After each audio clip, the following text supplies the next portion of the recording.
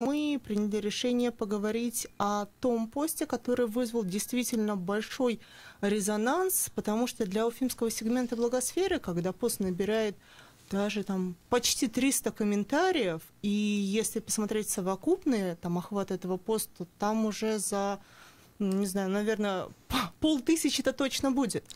Михаил... Хочешь настоящие цифры? Хочу настоящие цифры. Значит, Вита Конев, которую мы тут приветствуем и является автором этого поста, набрала неожиданно для себя 267 лайков с возмущенными восклицаниями и так далее, и 250 комментариев.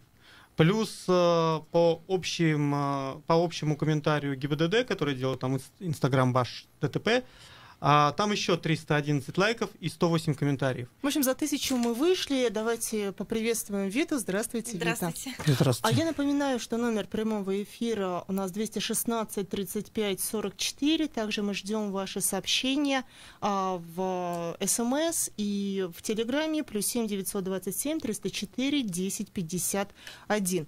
Вит, расскажите с самого начала для тех, кто не читал этот пост, что случилось? Я постараюсь коротко. 26 февраля мы приехали с мужем в магазин. Раздается звонок мне на телефон. Я инспектор такой-то, вы покинули место ДТП. В силу того, что машина оформлена на меня, звонок был мне напрямую. Я поворачиваюсь к супругу, говорю, так и так. Он говорит, поехали. Сразу. То есть, грубо говоря, доехать с Леруа Мерлен до лесотехникума это максимум 20 минут. Вы не поняли, что за ДТП? Мы не поняли, безусловно. Когда мы туда приехали, нам объяснили, что 25 февраля утром, когда супруг завозил ребенка в школу на Менделеева, он задел машину и скрылся с места. А он понял, что ее задел-то? Вот, мы начинаем выяснять, что он и не понял. Вышел инспектор к нашей машине, да, есть заявление от пострадавшей стороны, мы все с этим знакомились. Инспектор вышел к нам в машину, и мы начинаем непонятно искать. Ну, то есть должно же что-то быть на нашей машине, мы не находим. Очень ровненькая грязь, башкирская зима. Я начинаю сама, беру салфетку и начинаю где-нибудь попытаться потереть. Искать улики. Ну да, мы не находим. Этот инспектор тоже разводит руками. Я вообще, говорит, ничего не понимаю. Но вы там были? Безусловно, да, мы могли в это время там быть, потому что, во-первых, мы завозим туда ребенка в школу, во-вторых, номер машины наш был запомнен и был в заявлении. Кому зачем что-то выдумывать? В итоге мы находим на крыле пластиковом у нас маленькую царапину. Маленькая, я выставляла фотографию, что она настолько маленькая, я ногтями навредить могу больше автомобилю. Инспектор говорит, да, наверное, это. Давайте поставим вместе машины, чтобы определить, вы это или не вы. Это, замечу, было 26 февраля. На 27 февраля они не смогли назначить нам экспертизу по неизвестным для нас причинам, назначают 28 февраля. Происходит встреча двух машин, пострадавшего и непосредственно нас. Они ставят эти две машины рядом, и технически, да, это возможно. На что инспектор спрашивает, вы могли этого не услышать? Он, да, конечно, мог. Потерпевший тоже говорит, скорее всего, мог, потому что, пластик. Ну, конечно. Мне пострадавшая сторона неоднократно сказала, что мне больше было обидно, потому что, вдруг кто-то другой едет, а вдруг это серьезно было бы, просто обидно. То есть у пострадавшего тоже были незначительные повреждения? Нет, у него тоже незначительные повреждения, более того, была сразу составлена расписка 28 числа на обе стороны, потому что мы, не они не подали в ОСАГО для возмещения ущерба и не что будут этого вы делать. Друг другу не иметь. Да. В дальнейшем инспектор позвал пострадавшую сторону и нашу в кабинет к себе, на что инспектор сказал, что это начальник разыскного отдела ГАИ. Все они заходили в кабинет по очереди, и пострадавший сказал, что претензий не имеет, мы подавать никуда не будем, было просто обидно, слава богу, что есть порядочные люди. И он попросил забрать заявление. Он говорит, можно я заберу, дело выеденного яйца не стоит. На что ему сказали, нельзя. Разве можно сказать нельзя? Нельзя забрать заявление, потому что за нами сейчас наблюдает прокуратура, и нам необходимо довести дело до суда. На что это два, пострадавший и почти типа виновный, говорят, да, конечно, Ну, вот они такие законопослушные. Встретимся в суде, еще раз повторим, Они что говорят, друг другу да, не имеем конечно, претензий. давайте. Он говорит, хорошо, мы подготовим документы, но нам надо довести дело до суда. Мы понимаем, что незначительные повреждения, нет никаких финансовых. Был момент, когда мне кто-то написал, что, может быть, с вас денег хотели. Нет, никто никаких денег не хотел, никто ничего вообще не хотел. 28 числа мы все дружно расстаемся, и все как бы. И думаем, что сейчас все будет прекрасно. 6 числа моего супруга просит подъехать в полк для заполнения... 6 марта, да, моего супруга просит подъехать в полк, чтобы заполнить еще какие-то документы, видимо, уже к суду. Опять по телефону? Да, по телефону. Он подъезжает, я постоянно находилась в машине, потому что, мы работаем, разъезды, и я постоянно в машине, окей, заедем, не вопрос. 2 часа я сижу в машине, и, безусловно, я была на тот момент очень злой. Потому что я сижу, жду, не могу понять, названиваю. Он говорит, подожди, у нас здесь еще идет заполнение документов. Через 2 часа он выходит с инспектором. Инспектор садится к нам в машину. Супруг понимает, что я очень злая, поворачивается, говорит, Вита, нам надо проехать, сейчас вот скажут, куда, там надо поставить какую-то отметку, надо человека подвезти. Так. Инспектор садится к нам на заднее сиденье. Мы, не зная адреса, куда ехать, нам объяснили, что это вот где-то на Кавказской. Мы едем туда. В машине Геннадий спрашивает, мне с вами? Он говорит, да, конечно, пойдемте. Проходит. Через 20 минут... Геннадий — это супруг? Да. Раздается звонок. Вита, меня закрыли. Мне дали подвезли, называется. Конечно, у меня такая стопор, паника. Я говорю, стоп, как закрыли? Почему закрыли? Все же здесь, все нормально. Я, безусловно, рву когти туда. Начинаю что-то кричать, ругаться. Как ругаться? Что случилось? Где мой муж? Выходит женщина, объясняет, говорит, у вас по статье 1227 арест, мы его закрыли. Пожалуйста. А статья это как раз о том, что вы скрылись с места. Да, это та самая статья. Я, безусловно, в панике говорю, подождите, мы просто подвезли сотрудника, и подходит на самом деле этот сотрудник и говорит, а что вы орете, вы меня подвезли, будете орать, и вас закроем. И я Он понимаю, прямо вот так сказал? Да, я понимаю, что я смотрю, и я дальше перестала что-то соображать. После вас закроем, я понимаю, что у меня ребенок, мне надо сейчас ехать домой и что-то дальше в голове решать. Единственное, что мне сказали там, что у него завтра в 10 утра суд. Какая была мысль? Была мысль позвонить адвокату и спросить вообще, что в такой ситуации делать? Вот как в этот момент работает мозг? Вот что-то совершается. Что вы делаете? Что происходит? Я понимала, что... Тоже там мне написали, ты же могла позвонить, у тебя там куча знакомых, но, ребят, я же понимаю, что это та же коррупция. А давайте позвоним сейчас, после и потом, наверное, мы узнаем, как это все-таки произошло. Я сейчас просто хочу именно вот в этот момент, что когда что-то происходит, кому звонить и какие должны быть действия. Виталий Буркин, который прокомментировал ваш пост, и который очень внимательно следит за эфирами программы «Блокаут» на «Эхо Москвы». Мы сейчас попробуем до него дозвониться и узнать именно его комментарий, как необходимо было поступить. Виталий, приветствуем вас. Добрый день. Вита рассказывает о том, что они так удачно подвезли инспектора до Кавказской, да так, что муж сразу был закрыт, по сути. Как нужно было поступить в этой ситуации? Не подвозить, не заходить одному, или как быстро скрываться и его, наоборот, к себе увести. То есть что нужно делать, когда вот такое происходит с точки зрения закона? Вы знаете, это вот частный случай, да, но я бы хотел, чтобы вы внимание общественности обратили на то, что этот случай просто наглядно демонстрирует степень произвола. Да, мы, собственно, поэтому и делать-то что, Виталий? Да. Дело в том, что здесь я бы хотел вот именно обратить внимание на то, что как у нас искажается, извращается дух закона, да, начиная даже с самых простых административных дел, потому что абсолютно не обоснованно и не оправдано мера, которую применили к этому мужчине, а именно административное задержание. А вот конкретно, что нужно было делать? Не заходить туда? Нет, не заходить это не способ защиты. способ защиты, все-таки необходимо было явиться туда с адвокатом. То есть, если бы вам позвонили в тот момент, когда он зашел и сказал, что меня закрыли, вы бы приехали, и ситуация была решена, и сутки не нужно было бы проводить в этом изоляторе?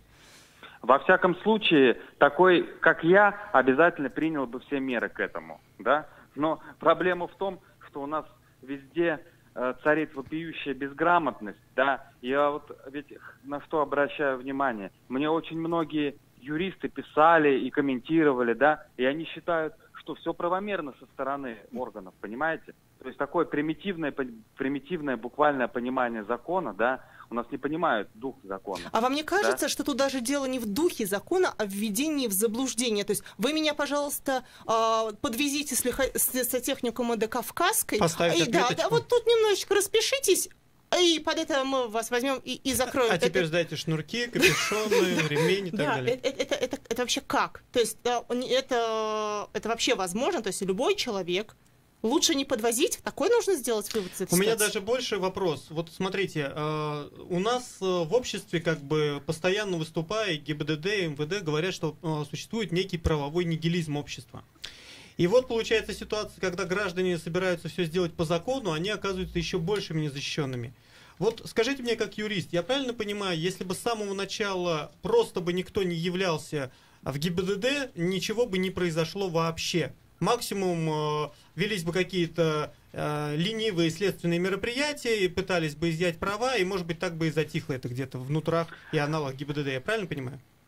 Все, я теперь понял ситуацию. То есть мужчина официально не вызывался туда, а обманным способом был заманен Вот Вита как раз об этом и рассказывала. Это самое, я считаю, да, что это это было самое именно настоящее так. злоупотребление властью. И в данном случае эта уловка используется для того, чтобы человек не мог заранее знать о том, для чего вызывается, и не мог явиться туда с адвокатом. Вот это обстоятельство должно явиться предметом тщательного служебного расследования, да, а может быть даже и уголовного дела. Потому как если вот действительно так имела место такая ситуация, то грубо нарушили закон сотрудники полиции. Вы вот, к сожалению, не видите глаз Виты, а я вижу. Когда она рассказывает об этой ситуации, она рассказывает вот со слезами на глазах. Поэтому я на 100% верю в то, что именно так и было. Мне вот очень хочется, почему мы взяли эту ситуацию, всю программу посвящаем именно этой ситуации. Потому что любой человек может так или иначе в ней оказаться. И вот алгоритм действий вот в этот момент, каким должен быть? Вот так случилось. У нас просто даже в комментариях Виты более 600 комментариев, они ведь не про то, как это ужасно. А большинство из них говорят, что у них было то же самое, и они не знают, как быть защищенными. Евгений, но дело в том, что я вот в своем блоге, да, уже на протяжении нескольких лет об этом и пишу, да, что царит вопиющий правовой нигилизм, да, и он подогревается абсолютно безграмотностью большинства правоприменителей, сотрудников полиции, прокуратуры и адвокатов в частности, понимаете? То есть я предлагаю смотреть на это не в разрезе, вот как там единичный случай, а просто на примере этого сделать вывод о том, что у нас вообще происходит в системе. И начать освещать не такие вот случаи, которые не повлекли таких серьезных последствий для человека, а серьезные уголовные дела на основе сфальсифицированных доказательств. Угу. Вот когда мы будем, общество будем добиваться того, чтобы фальсификаторы привлекались к уголовной ответственности, да, вот таких случаев не будет. Виталий, а сейчас-то можно привлечь вот на основе тех данных, которые есть? Вот как адвокат, как юрист, что вы скажете? Дело в том, что я, Вите, еще тогда в комментарии написал, что я рекомендую обязательно обратиться с апелляционной жалобой, обжаловать решение мирового суда. А когда вот я узнал вот эту ситуацию, да, вот сегодня я не обращал внимания на то, что он был обманным способом,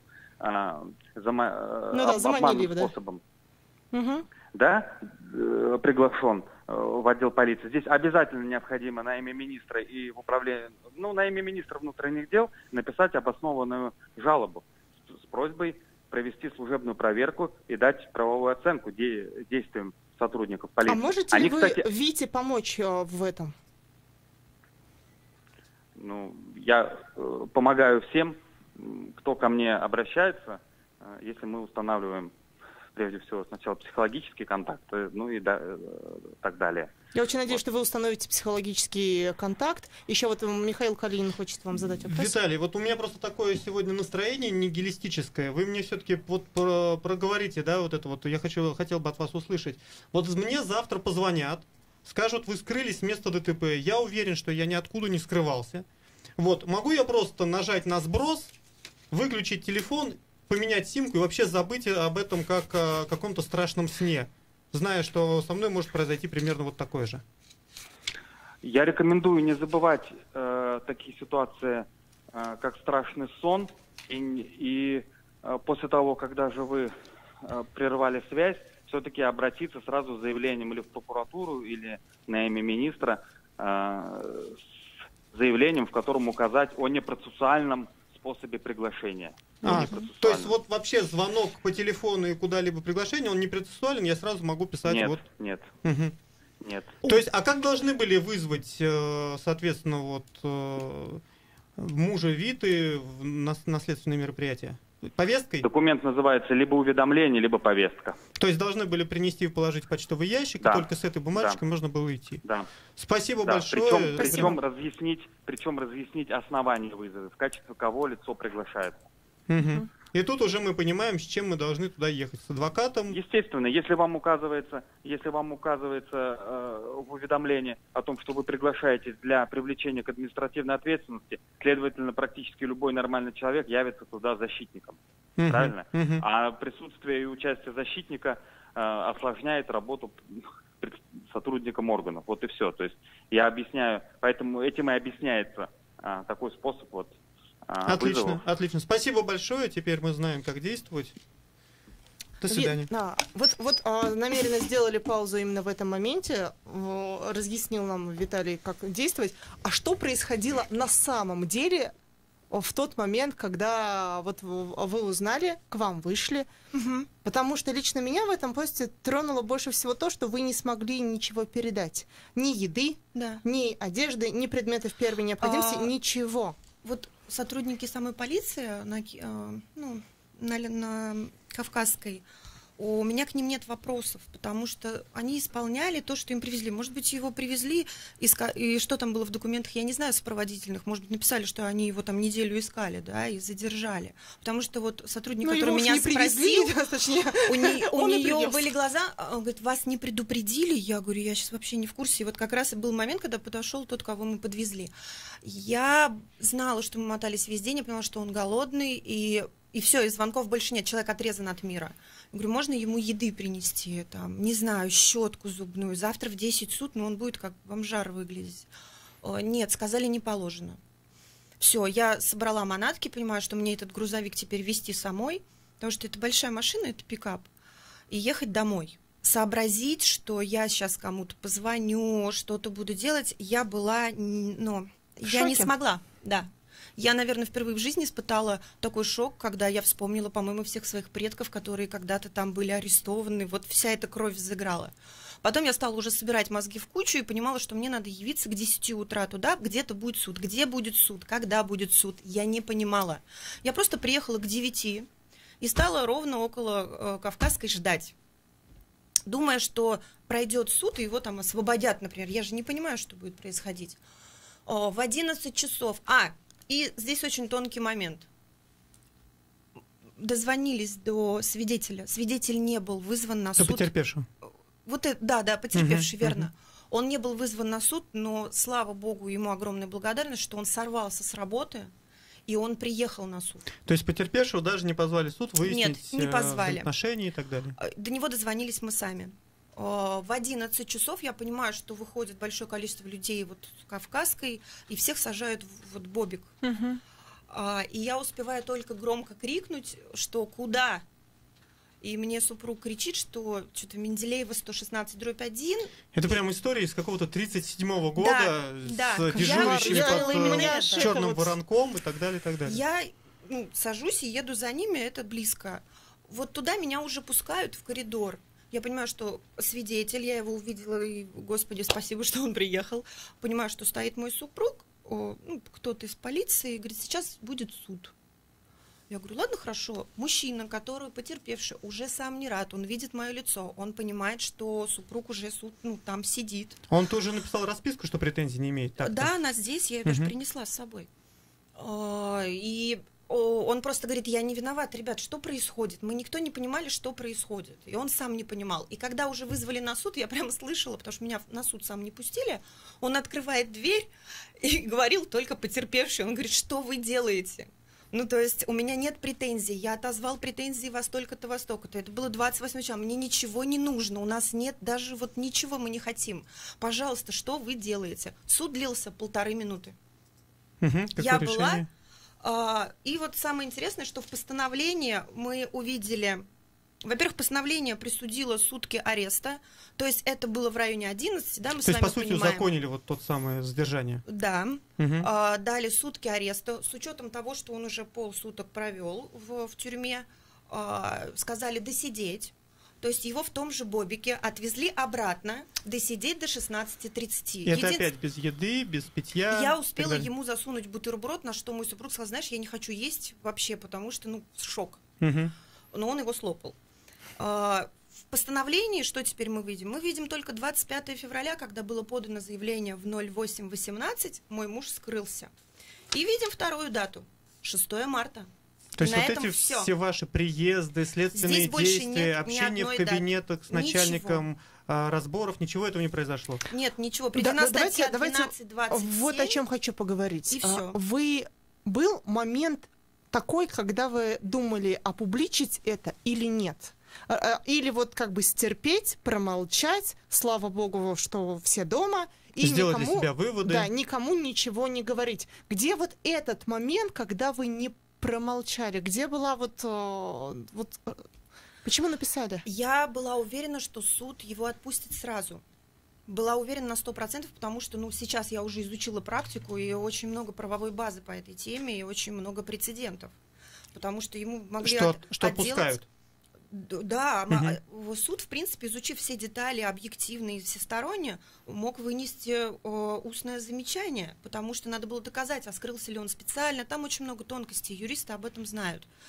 Но когда его не отпустили и опять посадили в этот бобик, и мне говорят, да ладно, хорошо, ты что, всего лишь сутки могли на 15? А я понимаю, что лучше бы его лишили прав, чем одни сутки там, и он мне сам об этом сказал. То есть Вита, вариант лучше либо бы лишили прав. Лишить права или сутки провести, там и меру пресечения выбрал, получается, я не понимаю, ГИБДДшник. почему вообще нет претензий у той стороны, да?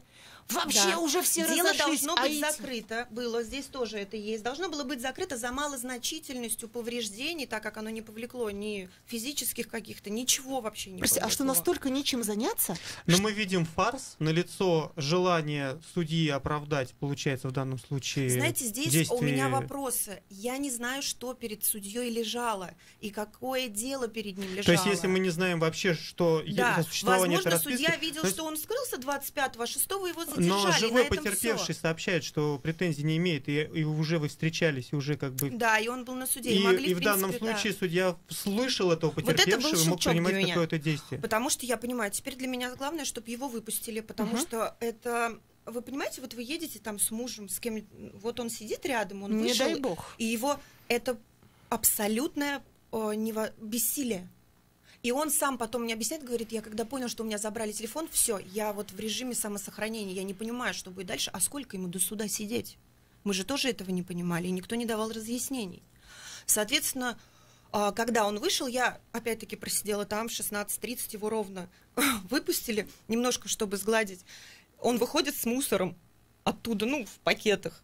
И я потом спрашиваю, говорю, почему ты оттуда вышел с мусором? А так красиво, солнце, мужик мой на свободе, я такая довольная. Но он с мусором. Он говорит, знаешь, я так устал там сидеть, я просто им предложил там в полиции, говорит, давайте я вам хоть мусор вынесу, но мне так скучно уже, я не могу в камере. С клопами-то весело. Вот. И все. И я не могу сказать, что судья, возможно, не разносторонний, не объективно, но я не знаю, что перед ним лежало и что он видел перед собой, вынося подобное решение. Были комментарии, которые обидели Вит? Были комментарии, когда мне написали, что надо валить из этой страны, и вообще, что мы здесь делаем, и стали гноить вот все плохие. Я категорично против этого. Я, правда, люблю родину, люблю Уфу, я собираюсь здесь растить детей, не знаю, быть полезной этому обществу. И валить я не собираюсь. Это, знаете, как в школе, у вас есть класс 30 человек, да, а один из них хулиган. Это же не говорит о том, что все плохие. Но здесь, да, в нашем случае есть конкретная персона, которая приняла это решение. Дальше, что самое интересное, это опять я вам принесла так, что было. Все постановления о штрафах записаны 6 числом.